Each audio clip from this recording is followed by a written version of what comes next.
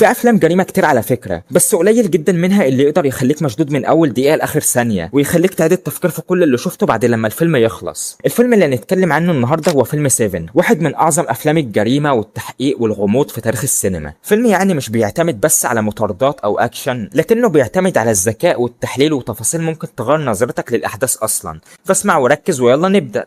الفيلم بيبدأ بالمحقق ده اللي بيكون رايح يحقق في جريمة قتل الراجل اتضرب بالنار في شقته ومات، وفي نفس الوقت المحقق التاني ده بيوصل المكان وبيكون لسه منقول للمدينة جديد، وبيقول له حضرتك المحقق سمرسيت؟ انا المحقق ميلز. والمحقق سمرسيت بقى ما بيعجبوش شكله ولا بيرتاح له لما بيشوفه، وبيقول له هو انت حاربت عشان توصل لهنا فعلا ولا هم نقلوك بناء عن ايه؟ فقال له انا مش شغال حارس امني يا حضرة المحقق، انا فضلت احقق في جرائم القتل لمدة 5 سنين. فقال له طيب ماشي، وانا قدامي اسبوع واحد واطلع معاش. وعلى فكرة بيكون واضح على المحقق سمرسيت ده انه متشائم من الحياة ومن الشغلانه دي اصلا بسبب الجرائم اللي شافها وحقق فيها طول السنين اللي فاتت دي كلها. انما بقى بالنسبه للمحقق ميلز فهو لسه منقول جديد وعنده حماس وتفاؤل واندفاع وعايز يعني يثبت نفسه، بعكس سمرسيت خالص اللي جاله تشاؤم واحباط وعايز يخلص من الشغلانه دي. وبعد كده يوم الاثنين اللي هو بدايه الاسبوع عندهم بيروحوا هما الاثنين عشان يحققوا في جريمه، ولما بيدخلوا للشقه دي بيشوفوا شكاره رمل او شوال قطن مرمي ميت على الكرسي ووشه في طبق مكرونه سباجيتي. فميلز بيقول هو مين اللي قال ان دي جريمه قتل؟ اصل فعلا يا عزيزي المستمع جريمه قتل ازاي؟ واحد فضل ياكل ياكل ياكل لحد لما معدته انفجرت ومات. وعشان كده ميلز فكره كان بيصور تحدي اكل على اليوتيوب مثلا بعنوان اكلت 2 طن مكرونه، بس سمرسيت بيقول له لا ده ايديه ورجليه مربوطين. وبيلاحظ كمان ان في اثر مسدس معلم على دماغه، يعني حد كان حاطط مسدس على دماغه ومن كتر الضغط علم عليها، وده معناه ان الراجل ده كان تحت التهديد. وسمرسيت بيقول لميلز روح حقق مع الجيران، فما بيعجبوش كلامه وبيقول له نعم. وبعدها وهم في طريقهم لقسم الطب الشرعي ميلز بيقول لسمرسيت هو انت شفت الملف بتاعه وقريت الحاجات اللي انا عملتها؟ فقال له لا.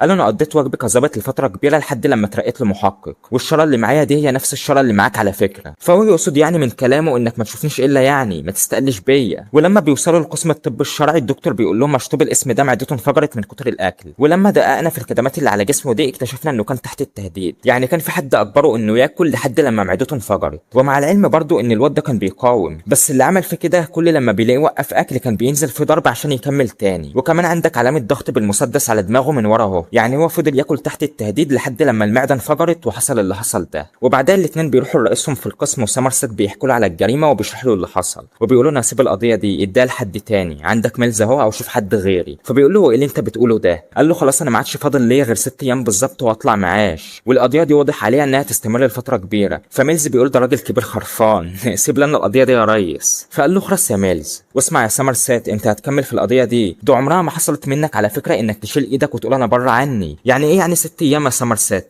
بص يا عزيزي المستمع، سمرسيت ما كانش عايز يسيب القضيه عشان انه مش عارف يوصل فيها لحاجه او خايف منها، لكنه بقى مستنزف نفسيا بعد سنين طويله من الشغل والتحقيق في الجرايم، وكان حاسس ان القضيه دي ممكن تستمر لفتره كبيره، فكان عايز يقفل اخر كام يوم دول بهدوء خالص ويطلع معاش ويرتاح بقى. اصل البني ادم بيجي عليه وقت وبيكون خلاص مستنزف، يعني انا مثلا ممكن يجي عليا يوم واقفل فيه القناه دي واريح دماغي خالص، ما هو حضرتك لا بتعمل لايك ولا اشتراك والدنيا واقفه. فيلا اعمل لايك واشتراك عشان نكمل.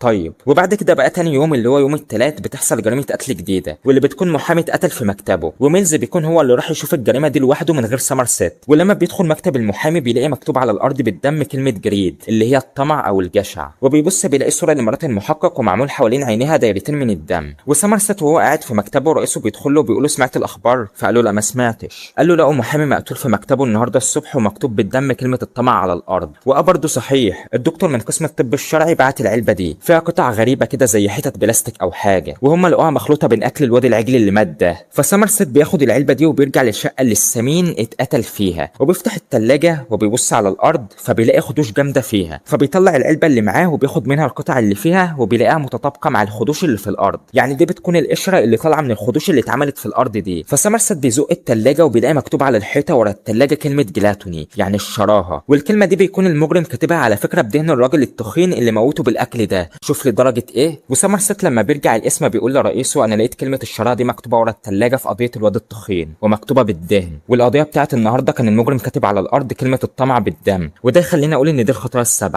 وبيعدهم له. خلينا اقولهم لك انا يا عزيزي المستمع، فكره الخطايا ال7 دي اصلا مش من تاليف الفيلم، هي مستوحاه من تراث الدين المسيحي، وهي تعتبر صفات مش كويسه المفروض الانسان ما يعملهاش. والخطايا دي اللي هم اول حاجه الشراهه زي الافراط في الاكل والشرب، زي واحد ما بيعرفش يشبع مهما عبى في كرشه، والجشع الجشع او الطمع زي انك تكون عيل طمعان في فلوس او في سلطه بطريقه مبالغ فيها قوي ومستعد تعمل اي حاجه عشان تاخد كل حاجه لنفسك. والتالتة اللي هي الكسل، انك تكون مكسل عن اي حاجه ومش عايز تعمل اي حاجه، لا تشتغل ولا تسعى ولا تأدي الواجبات اللي عليك حتى. 4 اللي هي الشهوه، دي معروفه انك تنجرف ورا الحاجات اللي مش كويسه. 5 اللي هي الكبرياء او الغرور، طبعا اللي هو تبقى انك شايف نفسك. 6 اللي هي الحسد، انك تحسد غيرك وتتمنى ان النعمه اللي معاه تزول من وشه وبتفضل تقول اشمعنى هو ده ما يستاهلش والكلام ده وانت اصلا اللي بتبقى عايز الضرب. 7 والاخيره اللي هي الغضب، انك تبقى شخص عصبي جامد وده ممكن يخليك تعمل اي مصيبه بدون اي سيطره على نفسك لمجرد بس انك اتعصبت.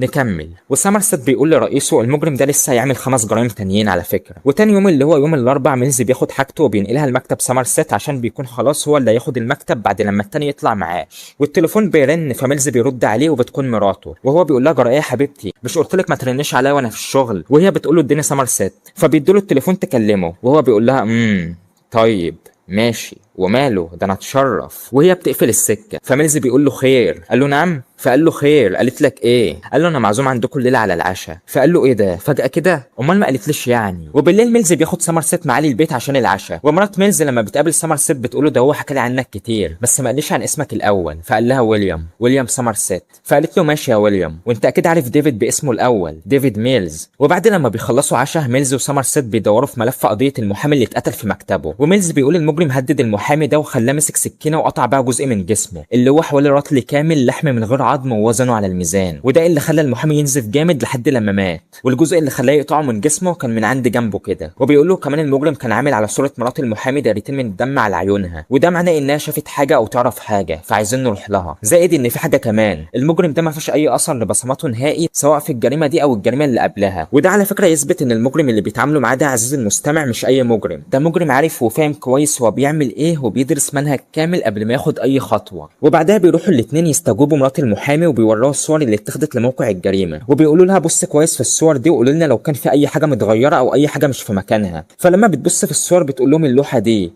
مقلوبه. فبياخدوا بعضهم وبيطلعوا على مكتب المحامي عشان يشوفوا ايه قصه اللوحه دي، وبينزلوا اللوحه من على الحيطه وما بيلاقوش وراها اي حاجه. فبيشيلوا برضو الغلاف اللي عليها وما بيلاقوش حاجه. فسامرست بيطلع بودره اظهار البصمات وبيدينها على الحيطه اللي كانت اللوحه متعلقه عليها، فبتظهر بصمات صوابع مكتوب بها كلمه هيلب مي، ساعدني. فبيبعتوا البصمات دي للمعمل الجنائي عشان يحللها. واول حاجه بيقولوها ان دي مش بصمات الضحيه نفسه. وميلز وسامرست بيضطروا بقى انهم يباتوا في المكان على ما نتيجه البصمات تطلع. والصبح اللي هو بيكون يوم الخميس رئيسهم هو اللي بيكون استلم نتيجه البصمات وبيجي يصحيهم وبيقول في عيل اسمه فيكتور هو ده الواد اللي بصماته موجوده في مسرح الجريمه. والواد ده ليه تاريخ مهبب على فكره، شغال في المخدرات والسرقه ومتهم بالاعتداء برضه. فبيجهزوا مجموعه من القوات وبيتحركوا للمكان اللي الواد ده قاعد فيه على اساس يعني انهم بيكونوا فاكرينه هو المجرم. ولما بيوصلوا بيقتحموا المكان وبيدخلوا اوضه الواد ده وبيلاقوه في السرير متغطي. فبيرفعوا الغطا وبيشوفوا ايه ده، الواد بيكون مرمي في السرير جسمه متحلل وريحته طالعه وحاجه يعني شيت بصراحه. وبيكون مكتوب على الحيطه كلمه سلاف، الكسل. والواد بيكون كمان في قرح شديده على جسمه ويعني هيكل عظمي مرمي في السرير. بس المفاجاه انهم بيلاقوه عايش. الواد فجاه بيتحرك وبيتنفس وكل اللي موجودين بيتصدموا انه ايه ده،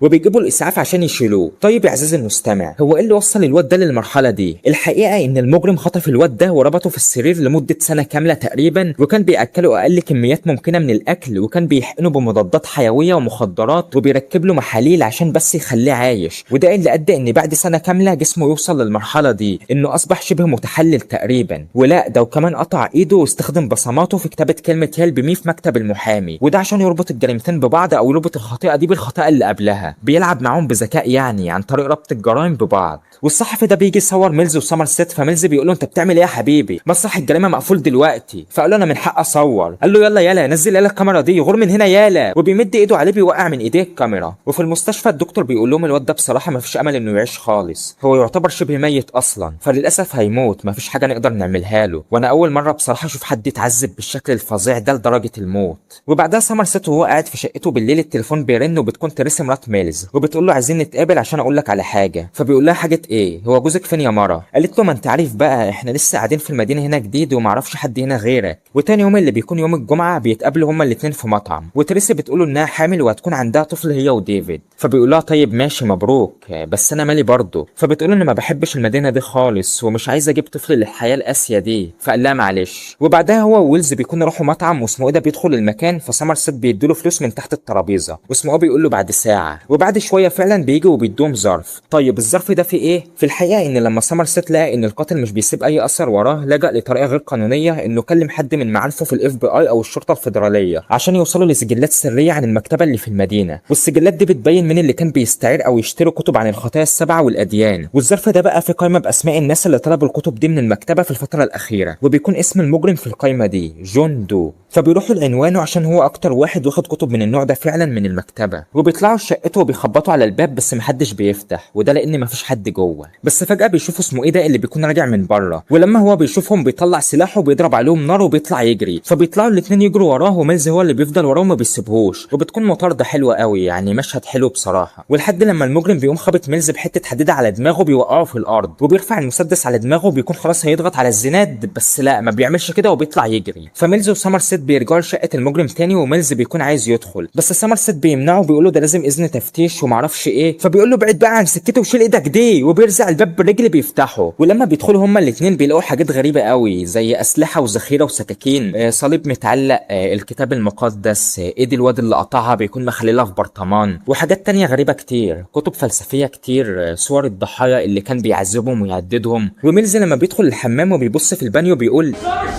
وبتكون في صور ليهم هو حاططها في الميه، والصور دي هو خدها ليهم لما كان عامل نفسه صحفي وميلز اتعصب عليه. وميلز حتى بيقول ده هو كان بين ايدينا وسبناه. وبعد لما بيكونوا امنوا الشقه فريق الادله الجنائيه بيوصل وبيبداوا انهم يفتشوا في المكان ويشوفوا ان كان في اي بصمات ويجمعوا كل الادله اللي في المكان. والغريبه انهم ما بيلاقوش اي بصمات فعلا في الشقه. طب ازاي اصلا ودي شقته اللي هو قاعد فيها؟ وفجاه في تليفون في المكان بيرن، فميلز بيدور عليه لحد لما بيلاقيه وبيرد عليه، واللي بيكون بيكلمه هو المجرم جون دو، وبيقول له انت عجباني دماغك قوي، بص انا مش عارف انتوا ازاي عرفتوا توصلوا لي، بس انا لسه ما خلصتش الخطه بتاعتي ووعد مني افاجئكم. وبيقفل السكه. واليوم اللي بعده اللي هو يوم السبت الاثنين بيروحوا البار عشان يحققوا في قضيه فتاه ليل اتقتلت بطريقه بشعه، يعني بصراحه ما ينفعش نذكر الطريقه في الفيديو اصلا. والمجرم ما بيكونش هو اللي قتلها او عذبها، هو جاب واحد هدده ان هو اللي يعذبها ويقتلها بالطريقه دي والا كان هيخلص عليه. وطبعا هو خلاه يعذب البنت دي لحد الموت بالخطأ بتاعتها اللي هي خطيئه الشهوه. والواد طبعا اللي جون دو اكبره يعمل كده انهار نفسيا من اللي هو عمله، وبيكون بيترعش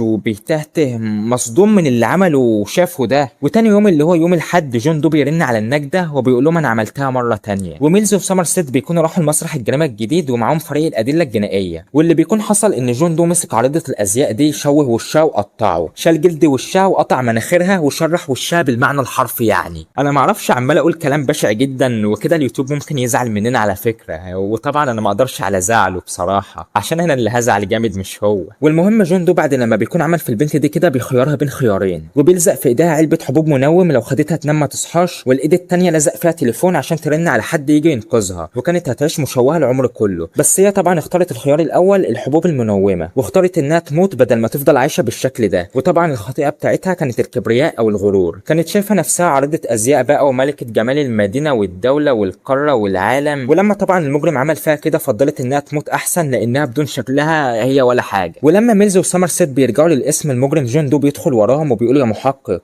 بس محدش بيسمع. وفجأة وبيظهر معانا المجرم جون دول اول مره، وبتكون هدومه كلها عليها دم وايديه كمان. والغريب ان صوابع ايديه اللي هو لاففها دي بيكون مقطع وشايل جلد صوابعه عشان ما يبقاش ليه اي بصمات نهائي. وميلز بيرفع سلاحه عليه وبيقول له انزل يلا على الارض، انزل على الارض حالا، يلا انجز خلص انزل على الارض. فبينزل على الارض وبيكلبشوه وهو بيقول لهم انا عايز اكلم المحامي بتاعي. والمحامي بتاعه لما بيجي بيقول موكلي بيقول ان فاضل جثتين هو مخبيهم، وعايز ياخد المحقق ميلز هو وسمرست للمكان اللي مخبي فيه الجثتين. فبيقولوا طيب ماشي خلاص خلينا نخلص. وبيبداوا يجهزوا نفسهم يركبوا مايكات ويلبسوا واقي ضد الرصاص ويجهزوا الاسلحه، وبياخدوا جون دو في العربيه على المكان اللي هو هيوصفه لهم. وفي كمان طياره هليكوبتر تبع الشرطه بتتحرك وراهم. وفي الطريق ميلز بيقول له انت عملت كده بدافع ايه؟ كل اللي انت عملته انك قتلت ناس مالهمش ذنب. فقال له مالهمش ذنب؟ يعني راجل تخين عجل مش قادر حتى يقف على رجليه ومش فالح في حاجه غير الاكل والشرب، والمحامي الجشع اللي ما بيشبعش فلوس وبيفضل يلم ويسحب فلوس من الناس ويضحك عليهم، ولا المره اللي كانت شايفه نفسها ومغروره بجمالها، ولا الواد تاجر المخدرات الكسلان الكسلان اللي بيفسد في الشباب، والشمال بتاعه البار اللي بتنقل الامراض بين الناس. معلش انا عايز اوضح لك يا عزيزي المستمع. وبيقول دول شويه زباله يستاهلوا الموت، وانت بتقول عليهم ما لهمش ذنب. انا اللي عملته ده كنت دارسه كويس ومخطط ليه، وكنت عارف كويس انا بعمل ايه، وانتوا اصلا عمركم ما كنتوا هتعرفوا تمسكوني غير لما جيت لحد عندكم ورفعت ايديا في الهوا. فميلز قال له لا احنا كده كده كنا هنمسكك اصلا. قال له بجد صحيح؟ انت مش فاكر انك فضلت تجري ورايا وما عرفتش تلمسني حتى، ومسكتك كلتك علقه في الشارع، وكان كمان ممكن اخلص عليك بس سبتك عايش، يعني انت دلوقتي عايش بسببي. فبيقول له ارجع يالا يا زباله يا ابن الاخرس خالص وما تتكلمش، انت بالنسبه لي مجرد تقرير اسبوعي وخلاص على كده. وبعدها بيوصلوا للمكان المطلوب وبينزلوا من العربيه، وجوندو بيسال سمرست وبيقول له يا الساعه كام دلوقتي؟ فقال له 7 ودقيقه. قال له يبقى شويه حالا وهيجي. وشويه فعلا وفي عربيه بتيجي عليهم وبينزل منها واحد رافع ايديه وبيقول انا ماليش دعوه، انا بس معايا طرد اسلمه لحد اسمه ديفيد ميلز. وبينزل الطرد وبيقول اللي اداهولي قال لي هتسلمه هنا الساعه 7 بالظبط. فسمرست بيقول له طيب ماشي يلا غور، وبيطلع مطوه بيفتح بيها الصندوق، ولما بيبص جواه بيتخض وبيتصدم وبيفضل واقف شويه متسمر مكانه، وبيروح يجري ناحيه ميلز وبيقول له ارمي المسدس بتاعك. وجوندو بيقول لميلز بص يا ست المحقق، انا بصراحه معجب بيك وبمراتك الجميله. فبيبص كده وبيقول له ايه؟ قال له تريسي، انا رحت بيتك النهارده الصبح بعد لما انت مشيت، وحاولت امثل دورك دور الزوج بس ما نفعش، فخدت تذكار بسيط كده معايا، خدت راسها وحطيتها في الصندوق ده. وسمرست بيقول لميلز اسمع يا ميلز اديني المسدس بتاعك. فبيقول له هو ايه اللي هو بيقوله ده؟ هو ايه اللي في الصندوق؟ انت شفت ايه في الصندوق؟ وجوندو بيقول له انا بصراحه بحسد حياتك لان الحسد هو الخطيئه بتاعتي انا. وميلز بيفضل يقول هو ايه اللي في الصندوق؟ ايه اللي في الصندوق؟ ايه اللي في الصندوق؟ ايه اللي في الصندوق؟ واتس ان ذا باكس؟ واتس ان ذا باكس؟ واتس ان ذا باكس؟ وسمرست بيقول له هات سلاحك، ده عايزك تقتله عشان يبقى حقق اللي هو عايزه. وجوندو بيقول له خليك انت تنتقم عشان تكون انت خطيئه الغضب. ده هي فضلت تتوسل ليه عشان تعيش وعشان برضو الطفل اللي في بطنها يعيش. فسمرست بيقوم رازعه بظهر ايده على وشه. وميلز لما بيسمع كده اللي هو يعني شوف منظر وشه بيبقى عامل ازاي، هو ما كانش يعرف فعلا، ما كانش يعرف اصلا، ولحد لما في الاخر ما بيعرفش يمسك نفسه خالص وبيقوم ضربه طلقه في نص دماغه، وبيروح كمان يكمل عليه وبيضربه برضه كذا طلقه. لو عديت الطلقات ده هتلاقيها 6 على عدد الجرائم اللي هو عملها، والجريمه السابعه او الخطيئه السابعه بقت بتاعه ميلز نفسه لما خلص عليه. وبعدها ميلز بيدخل في حاله صدمه نفسيه مش طبيعيه، وما عرفناش ايه مصيره بعد كده او ايه اللي حصل له، بس غالبا يعني هيتحقق معاه ويتعرض للمحاكمه. وفي الاخر سمرست بيقول مقوله الكاتب كان بيقول فيها ان العالم مكان جميل ويستاهل ان احنا نحارب عشانه، بس انا بس مع الجمله الاخرانيه ان احنا نحارب عشانه. على فكره يا عزيزي المستمع الفيلم ده مليان رسائل وتفاصيل ورموز كتير، وعلشان تفهمه بشكل كامل محتاج تركز في كل مشهد، لاننا شفنا ازاي جون دو كان شخص مثقف جدا وبيحسب كل خطوه قبل ما يعملها وبيخطط لكل جريمه بدقه. والاذكى من ده ان هو كان بيربط كل الجرائم دي ببعض لحد لما هو وصل للنهايه اللي كان مخطط لها من البدايه، وده اللي خلى جون دو بذكائه ده ياخد الفيلم في حته تانية خالص. وطبعا انا ما غطيتش كل التفاصيل والرموز الموجوده في الفيلم لان في حاجات كتير جدا تستحق ان احنا نقف عندها ونحللها، فلو حابب تفهم الفيلم بشكل اعمق ممكن تعمل سيرش بسيط على اليوتيوب او تقرا شويه عن تحليلاته وهتكتشف تفاصيل ورسائل اكتر ممكن تكون فاتتك هنا. وبس اعمل لايك اشتراك فعل الجرس واكتب لي رايك في كومنت، واشوفك في ملخص الفيلم الجاي. بس